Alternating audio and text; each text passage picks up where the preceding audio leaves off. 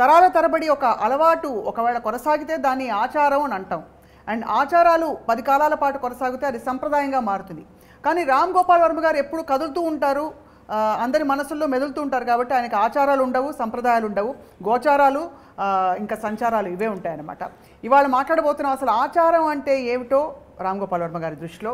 వర్మ గారు నమస్కారం. మీరు ఆచారం అంటే ఇదే ఇప్పుడు నేను వేసుకున్నది అంటే నేను ఇది వేసుకున్నప్పుడు చూడగానే మీరు ఒక పగలమడి నవ్వుతారు అనుకున్నా, కానీ ఏదో ఒక అర్థం కాని రియాక్షన్ ఏదో ఇచ్చారు. దానికి అర్థం ఏంటో ఫస్ట్ చెప్పండి.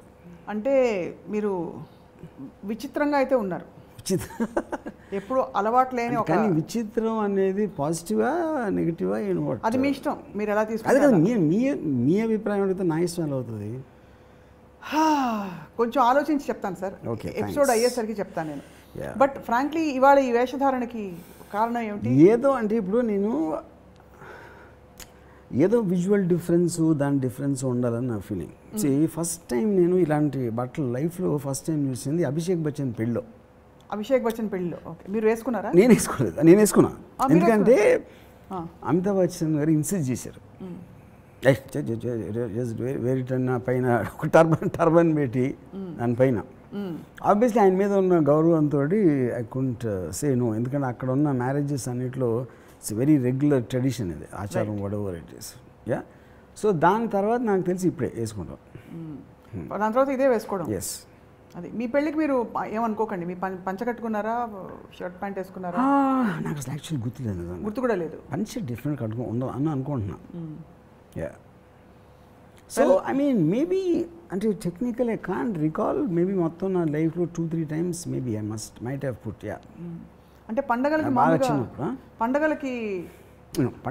నెవర్ మీరు చిన్నప్పుడు గుడికి వెళ్ళే వాడిని అని చెప్పేవారు, అంటే కారణాలు వేరైనా కూడా ఫర్ డిఫరెంట్ రీజన్. అప్పుడు కూడా మీరు ట్రెడిషనల్ డ్రెస్లో వేసుకునే నాకు అలవాటు లేదు. Not really. నేనంటే కొంచెం టీన్స్ ఆ టైంలో ఎక్కువ కుర్తా వేసుకున్నాను, కుర్తా పైజామా. అది కూడా, కానీ అది మోర్ ఏదో అంటే ఆ టైంలో చిన్న ఒక కమ్యూనిస్టిక్ ఆస్పెక్ట్ ఉండటం అలా మేధావిలా కనిపించింది. ఎస్, అంతే, అందుకని లేదు. కానీ ఇవాళ మీరు ఫ్లాషీగా ఇలా ఈ రామోయిజం ఎపిసోడ్ తప్పకుండా చాలామందికి అపీల్ చేస్తుంది. మీరు what you feel when you see traditional attires కానీ ట్రెడిషన్స్ కానీ చూస్తే మీకేమనిపిస్తుంది అసలు? అంటే I mean I can't say, అంటే బికాజ్ నాకు చిన్నప్పటి నుంచి కొంచెం వెస్టర్న్ ఇన్ఫ్లుయెన్స్ ఎక్కువ ఉంది కాబట్టి ఆటోమేటిక్గా మై హోల్ ఫండమెంటల్ అట్రాక్షన్ అక్కడే ఉంటుంది ఎప్పుడైనా. ట్రెడిషన్ అనేది మేబీ అంటే ఇప్పుడు మీరు even if it seek general society advancement మనం 80sలో స్టార్ట్ అయ్యి 90sలో ఆల్మోస్ట్ ఇప్పుడు వచ్చేటప్పటికి వెస్ట్రన్ క్లోదింగ్, జీన్స్, టీషర్ట్లు, లేకపోతే ఈ బ్రాండ్ అన్నీ వేస్తారు. ఇది కేవలం ఒక అంటే నాకు చెప్పినట్టు ఆచారాలు పాటించాల్సిన మ్యారేజో లేకపోతే ఏదో పండగో లేకపోతే దాంట్లో చేస్తారు.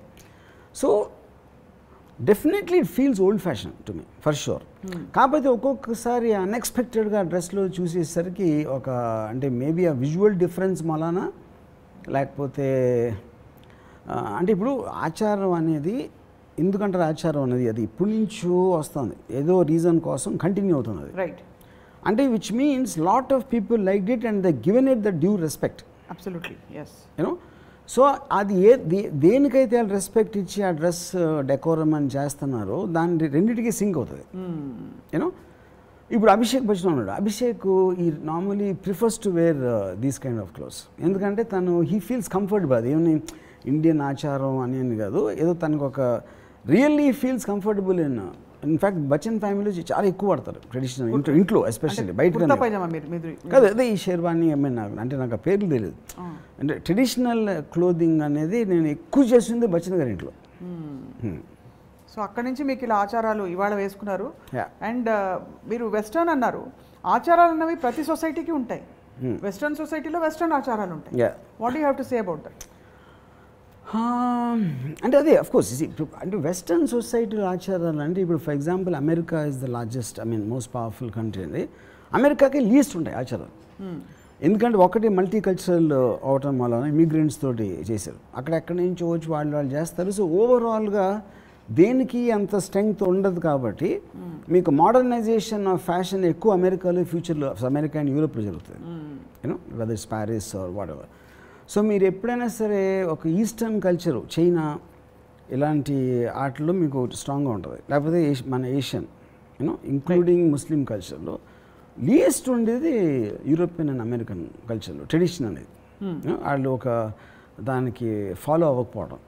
But I feel at the end of the day it is the exoticness more than anything else. అంటే ఆల్మోస్ట్ ఒక పీరియడ్ ఫిల్మ్ చూసినట్టు ఒక విజువల్ మాత్రమే. విజువల్. యా.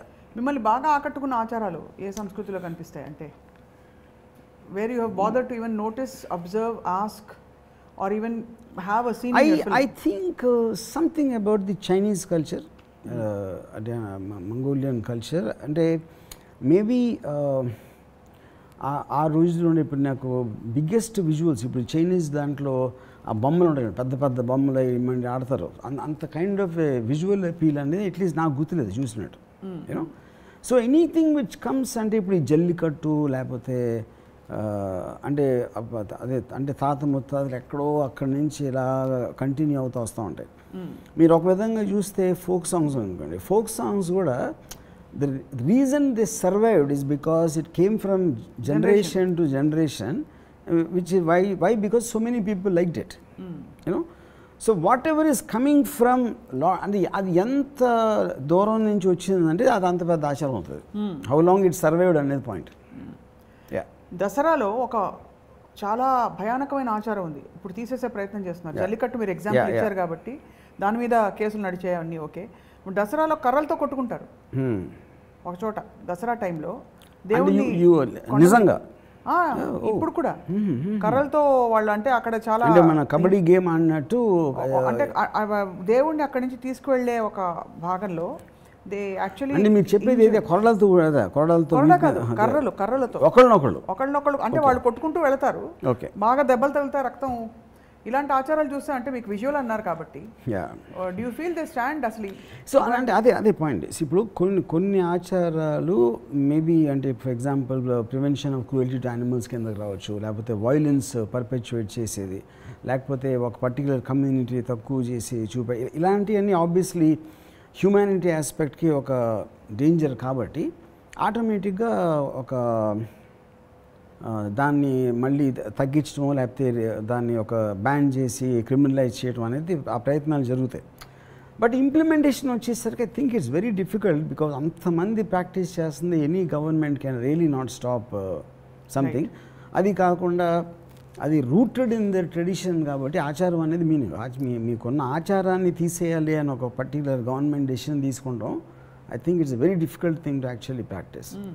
ఇప్పుడు మీకు రోమ్ ఇటలీలో ఈ బుల్ ఫైటింగ్ ఉన్నదా ట్రెడిషన్, అది I think took a long time for them to put a halt to it. కానీ ఇవి సరే హింసాత్మకమైనవి. Making wine is a tradition in Italy, అంటే వాళ్ళకి అది సంస్కృతిలో ఒక భాగం. వేర్ ఎవ్రీబడి ఎలా అయితే ఇక్కడ పంటలన్నీ పండించిన తర్వాత ఫార్మర్స్ అందరూ ఇది అవుతారు, అక్కడ గ్రేప్ వైన్స్లోంచి they get grapes out and దాన్ని తొక్కి తయారు చేయడానికి మొత్తం విమెన్ అందరూ కలిసి ఒక పెద్ద టబ్లో గ్రేప్స్ తొక్కుతారు. సో అవన్నీ ఏంటంటే they preserve the cultural fabric of that particular place. So Varma గారు మీకు బ్యారియర్స్ ఉండవు, మైండ్లో ఈ గోడలు ఈ కంట్రీస్ అన్నీ ఉండవు కాబట్టి what do these things actually signify to you? శాస్త్రీయ సంగీతం కావచ్చు, ఈటింగ్ హలీమ్ ఇన్ రంజాన్ కావచ్చు, అదొక అంటే ఒక smaller tradition or larger tradition, what does it mean to you? అంటే ఈ పర్టికులర్ థింగ్ గ్రేప్స్ థింగ్ అడుగుతున్నారు. Any tradition for that matter, that's what I am saying. Tradition ఇప్పుడు ఎనీథింగ్ ఒక క్లాసికల్ ట్రెడిషన్ అనేది ఒక పర్టికులర్ టైంలో ఎప్పుడైతే స్టార్ట్ అయిందో దాని పాపులారిటీ వలన it will keep on spreading to generations. So anything which is classical you always tend to reviewer it. Some people you know అది అంటే దాన్ని మార్చకూడదు, అది ఒక ఆచారం ఎప్పటి నుంచో వస్తుంది. దానికి ఒక్కొక్కసారి సైంటిఫిక్ జస్టిఫికేషన్. అంటే ఫర్ ఎగ్జాంపుల్ పసుపు పెడతారు గుమ్మానికి, పసుపు చేస్తే ఏమవుతుంది అంటే లేదు పసుపు లేదో ఉండి క్రిమినల్ని బయటికి లోపల రానిదు అని ఒక దానికి చిన్న సైంటిఫిక్ ఇలాంటివి ఇస్తూ ఉంటారు. But I think it's also works as a kind of an entertainment in a certain way. Yes. Visual gaani oka particular ritual laga chesindani edaina sare it like eventually come under entertainment because దాని నుంచి మీకు ఒక practical effect అనేది ఏమి రాదు. ఇప్పుడు ఎందుకు ప్రధానికి సైంటిఫిక్ ఇప్పుడు ముగ్గేస్తారు ఇంటి ముందు, ముగ్గు ఎందుకు వేస్తారంటే బియ్య పిండితో వేస్తారు. బియ్యపిండితో చీమలన్నీ అక్కడ తింటూ ఉండిపోతాయి కాబట్టి లోపలికి రావు చీమలు అప్పుడు. ఎస్ అర్థమైందా? Yes yes actually ya. So అంటే యూటిలిటేరియన్ బెనిఫిట్స్ కూడా ఉన్నాయి వీటి.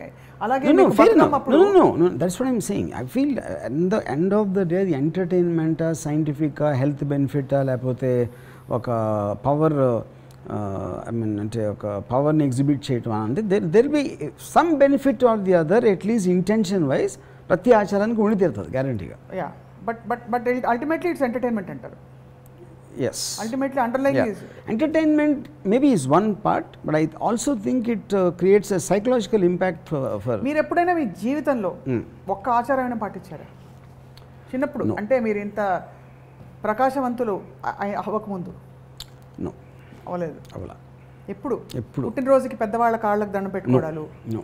లేకపోతే పాయసం తిని గుడికి వెళ్ళి No. గోప్రదక్షిణ చేశారు? అంటే ఇప్పుడు పాయసం అనేది నేను స్వీట్లాగా తినొచ్చు, but I don't think of it as something. అదే పాయసం కన్నా నాకు ఫర్ ఎగ్జాంపుల్ గులాబ్ జామ్ ఎక్కువ ఇష్టం.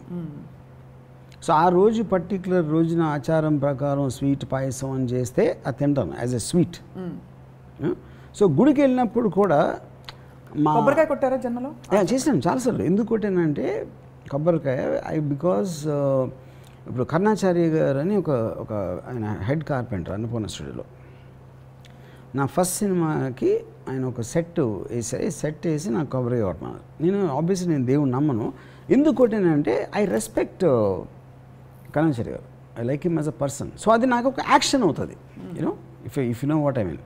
It is just an act I did for the purpose of ఏంటదాన్ని ఒక to satisfy the crew or the person, Kanachari, and the crew.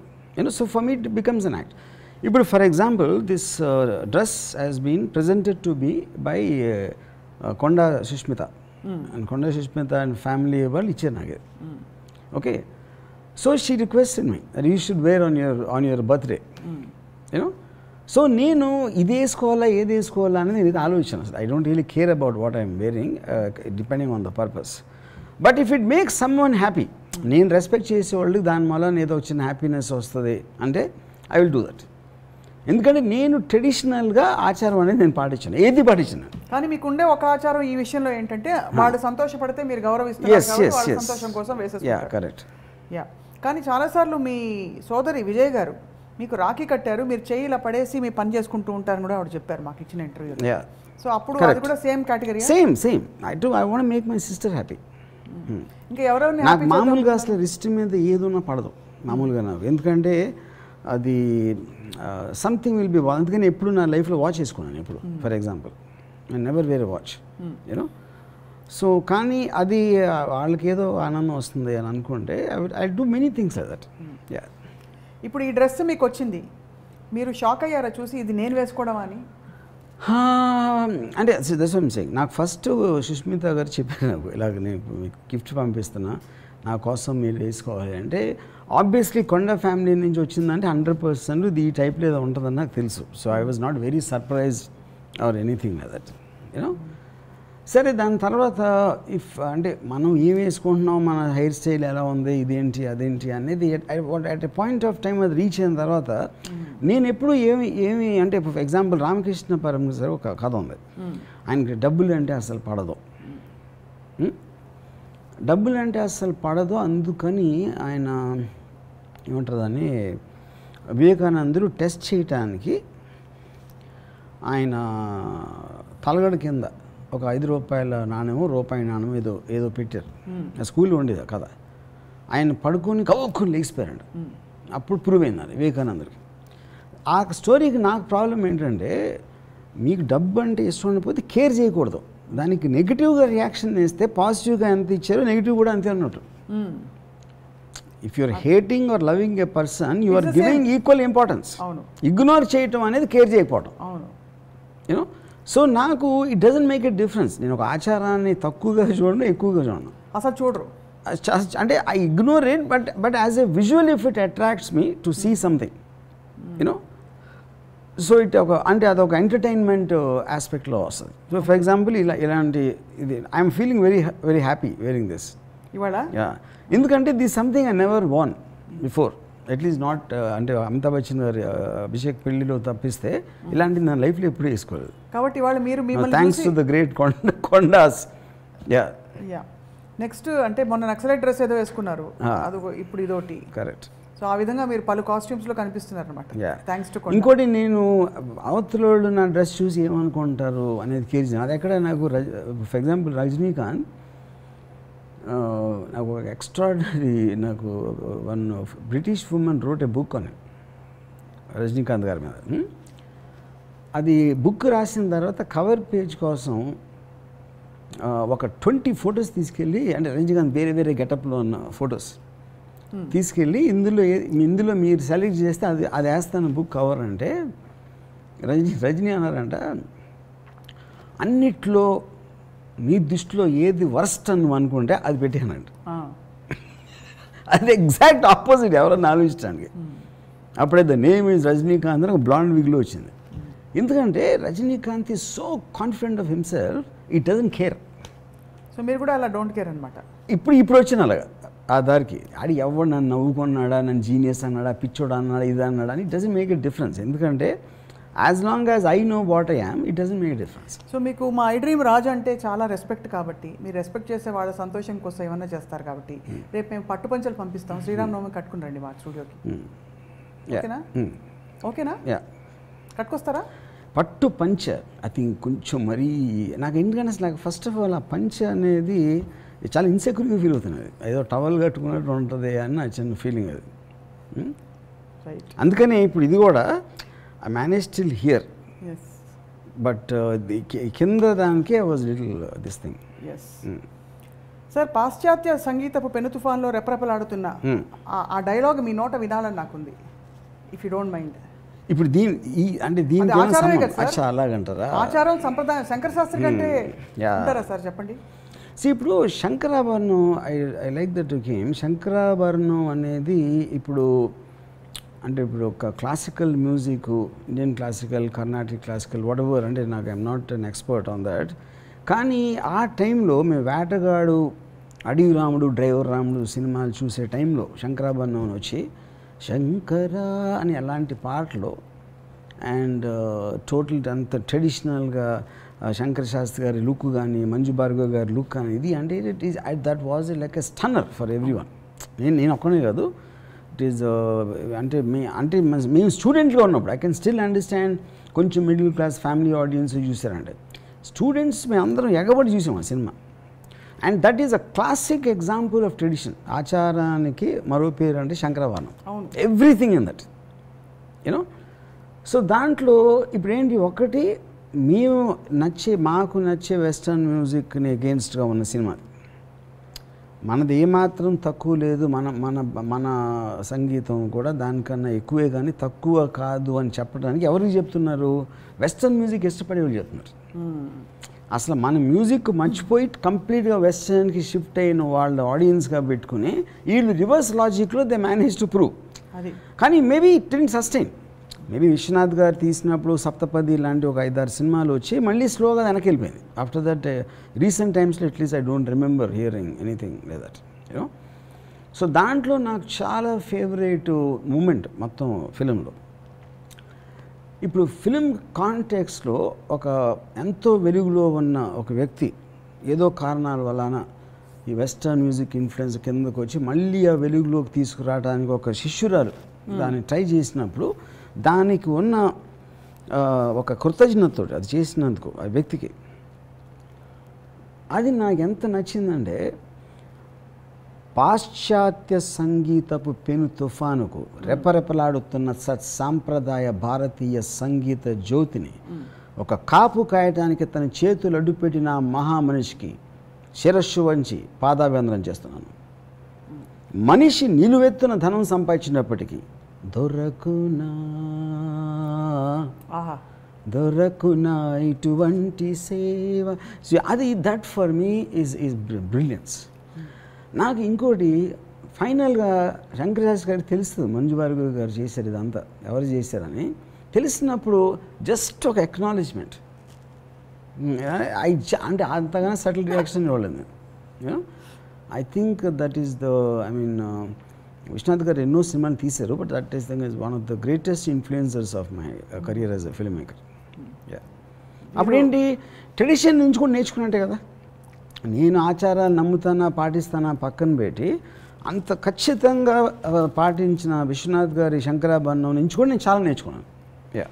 కానీ it's అంటే ఒక విజువల్ వస్తే మీరు విచారాలు, ఆయన ఆచారాలు, మీరు ఆలోచనలు, ఆయన ఆచారాలు, మీ ఇద్దరు కలిస్తే ఏం మాట్లాడుకుంటారా అని అనిపిస్తుంటుంది. అంటే కానీ ఇంకోటి ఏంటంటే ఆలోచన కూడా ఆచారాల నుంచే కమ్యూనికేట్ అవుతుంది. క్యారీయింగ్ ఫార్వర్డ్ ఒక జనరేషన్ ఆలోచించిన ఆలోచనలు ఆచారాలుగా మారి ఆచారం నెక్స్ట్ జనరేషన్ వచ్చేప్పటికి డైరెక్ట్గా మీకు కాన్షియస్ కాకపోయినా కూడా ఎంతో కొంత కమ్యూనికేట్ చేస్తుంది early generations thinking.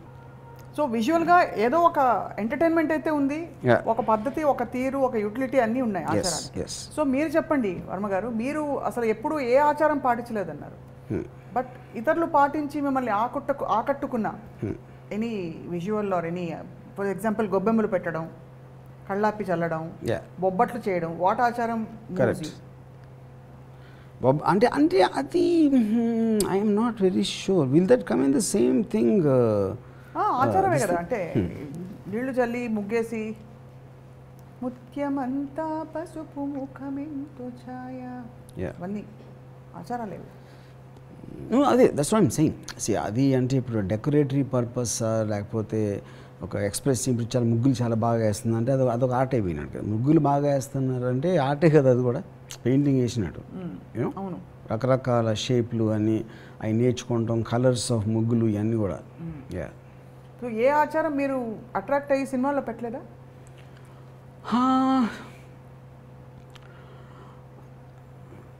For example అంటే నేను నాకు అసలు గుర్తు కూడా రావట్లేదు. అంటే నేను ఎప్పుడైనా అలాంటి సీన్ వచ్చినప్పుడు కూడా ఏదో ఆర్ట్ డైరెక్టర్కి లేకపోతే అసిస్టెంట్ డైరెక్టర్కి ఇలాంటి సిచ్యువేషన్ ఉందని చెప్తాను, కానీ దాని డీటెయిల్స్ అనేది అసలు నాకు తెలియదు. నేను అంత పట్టించుకోను. ఇప్పుడు మైండ్ అప్లై చేసుకోను. మరి మీరు అప్లై చేసుకున్నప్పుడు అది మంచి చెడు అని చెప్పడానికి మీరు how can you say it? మంచి చెడు నేను అదే చెప్తున్నాను కదా. నేను ఐ నెవర్ మేక్ జడ్జ్మెంట్ అవును ఆచారం. నేను పాటించకపోవచ్చు బికాజ్ నేను బేసిక్లీ దేన్ని సీరియస్గా తీసుకున్నాను. Not about modern, not about tradition. But like I said, ఇప్పుడు నేను ఒక అదే అభిషేక్ పెళ్ళికి వెళ్ళినప్పుడు నాకు చాలా వింతగా అనిపించింది. వాళ్ళ బట్టలు అన్నీ చూసి మొత్తం టోటల్గా అలాంటి ట్రెడిషన్ ఆచారం ప్రకారం అన్నీ చేయటం అనేది అది ఎంజాయ్ చేశాను నేను అక్కడ ఉన్నంత వరకు, which is why I'm calling it also as a entertaining aspect. ఇప్పుడు పెళ్ళి ఉందనుకోండి, అది చేసి అక్కడ పెట్టి ఇది పెట్టి ఆ మంత్రాలు చదివి అంత హంగామా చేయకపోతే పెళ్ళి జరిగింది అనే ఫీలింగ్ రాదు కదా, which is the whole point of that. Right. లేకపోతే ఇవాళ నుంచి నువ్వు ఎదురు భార్య భర్తలు అని చెప్పారు, ఇది ఇన్ఫర్మేషన్ ప్రకారం అలా చెప్పాలి. సో ఒక షూట్ దాన్ని బిగ్ డీల్ చేసినప్పుడు ఒక మహా ఇది జరిగిపోయింది అనేది సైకలాజికల్గా అందరికీ ఫీలింగ్ రావటానికి కారణమే ఆచారం అనేది అక్కడ. So as long as your married Varma గారు, రత్న గారు ఎప్పుడు ఇన్సిస్ట్ చేయలేదా మీరు ఆచారాలు ఏమన్నా పాటించాలని? నో, యు నెవర్ హ్యాడ్ ఇంట్లో చిన్నప్పుడు పెరుగుతున్నప్పుడు మదర్, సిస్టరు, బ్రదరు ఎవరు మీ ఆచారం మీది, మీ ఓన్ ఆచారంతో మీరు పెరిగారు. మరి ఇప్పుడు తర్వాతి తరం వాళ్ళు ఆచారాలు కొనసాగించాలంటారా, మార్చాలంటారా, వాళ్ళకి ఇష్టం వచ్చినట్టు? ఐ డోంట్ థింక్ ఆచారాలు అనేది మారుతుందని అనుకోను. అంటే దే మైట్ కీప్, కొన్ని ఇంకా ఫాలో అవుతాయి, కొన్ని స్లోగా తక్కువ అవుతాయి, కొన్ని ఇంకా ఎక్కువ అవ్వచ్చు. So I don't think generalise చేసి చెప్పగలుగుతామని నేను అనుకోవట్లేదు. ఇది ఫస్టే అడగవలసిన ప్రశ్న, ఇప్పుడు అడుగుతున్నాను. అసలు ఆచారం అంటే మీకు కలిగే ఫస్ట్ విజువల్ ఫీలింగ్ ఏమిటి చెప్పండి? As a word probably I don't connect to it and I must look down upon it. ఇది ఆచారం అంటే ఎందుకంటే I have a rebellious mind. Anything which is already there I want to question it. So నాకు ఇమీడియట్గా respect రాదు. ఎప్పుడు ఇలా జరిగింది కాబట్టి ఇలాగే చెయ్యాలి అనే ఫండమెంటల్ థాట్కి నేను అగేన్స్ట్, యూనో.